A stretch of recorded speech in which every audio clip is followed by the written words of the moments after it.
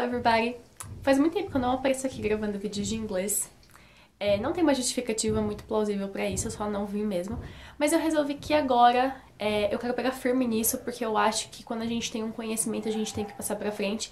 E eu sei que tem muita gente precisando aprender inglês, tanto pro trabalho, nessa época de pandemia o negócio tá ficando tenso, então a gente precisa estudar essa língua que é muito importante pra tudo que a gente for fazer.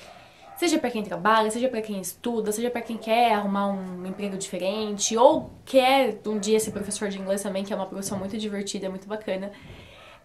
Então eu resolvi voltar com algumas dicas pra vocês. Só que aí, o que acontece? Eu tava um pouco sem ideia. Na verdade, eu não tinha nenhuma ideia sobre o que falar. Mas aí hoje eu tava aqui pensando, né, sobre qual assunto a gente podia conversar, algum assunto interessante que causa dúvidas nas pessoas, mas tava um pouco sem ideia. E aí, eis que um barulho que começou desde muito cedo me deu essa luz, esse estalo. E esse estalo que me deu, ele leva a gente a uma conversa muito importante, que a gente tem muito problema no inglês. Eu tive esse problema quando eu tava aprendendo, é uma coisa muito sutil no inglês, então a gente precisa estudar e ir atrás de algumas palavras pra descobrir isso. Eu não sei se vocês vão escutar esse barulho, mas é um knock-knock. Que é uma batida, eu acho que alguém tá reformando a casa, alguma coisa do tipo. E esse barulho me lembra uma onomatopeia que a gente pode ler em quadrinhos, ou até em algumas músicas, né, o knock knock. Que significa bater na porta, sabe quando a gente lê quadrinhos, tipo a Turma da Mônica, por exemplo? Que alguém bate na porta e pra expressar esse som a gente tem o toc toc. E em inglês a gente vai usar o knock knock. Eu acho que vocês já devem ter ouvido isso em algum lugar, em algum desenho, de repente, ou quem gosta de ler quadrinhos em inglês já deve ter visto em algum lugar. Isso me remete, então, a uma coisa que a gente conversa aqui na parte de inglês, sobre pronúncia e tudo mais, que são as silent letters. Silent letters. As silent letters, elas nada mais são do que letras mudas. Então, o inglês tem muito disso. Tem muitas palavras que tem umas letras perdidas ou no meio da frase, ou no final, no meio da palavra, ou no final da palavra, que são letras que a gente não pronuncia.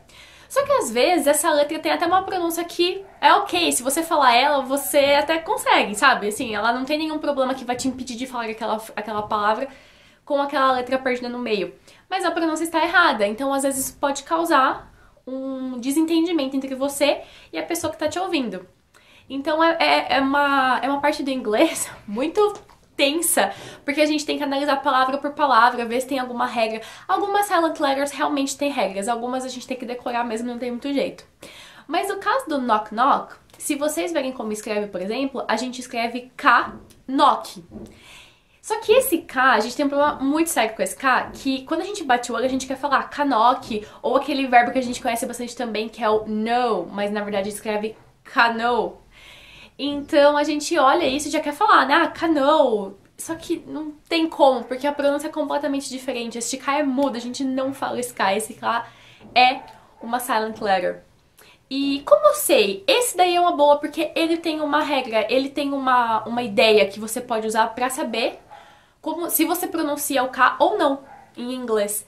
Por exemplo, toda vez que tiver uma palavra que começa com K e a próxima letra dele for N, a gente não pronuncia o K. Vou dar uns exemplos pra você. O verbo to knock, por exemplo, que é o verbo bater. O verbo to know, que é o verbo saber ou conhecer. Mesma coisa. A palavra knife, que é faca. Em inglês a gente também não pronuncia o K. A palavra knowledge, que é conhecimento, que deriva um pouco ali do verbo to know, também a gente não pronuncia. Uma outra palavra que é muito famosa no ambiente corporativo é o know-how. O pessoal costuma falar até isso em português, né? Conforme tá conversando, usa isso como uma questão de conhecimento. Então, por exemplo, eu tenho know-how disso ou alguma coisa assim. Know-how. Esse know-how a gente escreve com K, só que este K não é pronunciado. Tem várias outras palavras que a gente também não pronuncia, tá? Só que é importante você lembrar que a regra é clara. Se o K começar a palavra, então o K tem que estar no início da palavra, seguido de N, então este K é mudo e a gente continua como se nada houvesse.